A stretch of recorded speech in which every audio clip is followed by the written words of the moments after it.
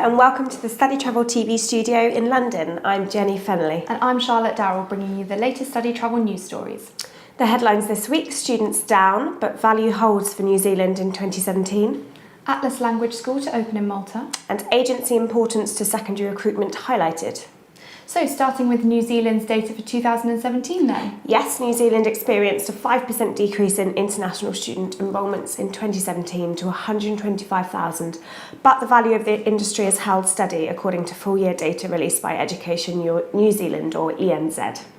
The overall decrease could be attributed to a substantial 28% drop from India, which remained the second largest source country but supplied almost 8,000 fewer students. The largest source country, China, grew, as did Brazil, Korea, Colombia and Indonesia. In terms of sectors, the decline fell almost entirely on the private vocational, or PTE, segment, while in contrast there was growth for university and secondary schools.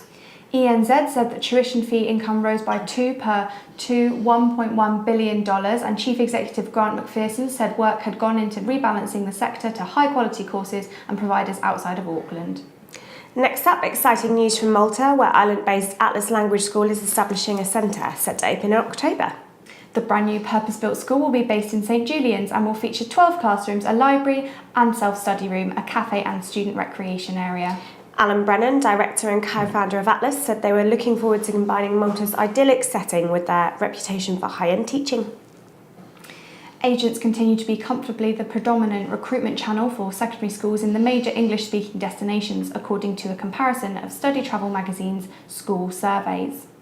The share of students sourced via agents increased in Canada, Australia and the UK, with the latter seeing the largest jump in share, up from 64% in our survey last year to 75% this year. Overall, Canada had the highest rate of agent-based recruitment at 84%, as illustrated on our lovely June issue here. And now for a roundup of some of the other stories this week.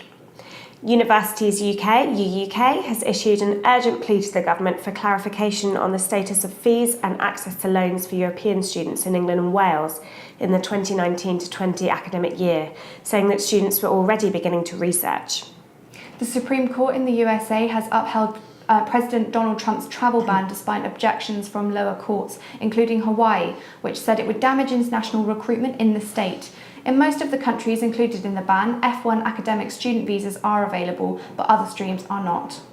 Staying in America, the US News and Report, compilers of rankings for US universities, has unveiled a new list of what it says are the most international student-friendly institutions. The International Language Academy of Canada, or ILAC, has announced a new pathway partnership with the Vancouver branch of Adler University, a specialist psychology school. The number of international students at Stockholm's 18 universities has grown 14% in the last 2 years, according to a report by their representative association. And finally, Spanish language school association Fennelly has announced a partnership with Universidad Internacional de Valencia, or VIU, aimed at enhancing Spanish teacher training.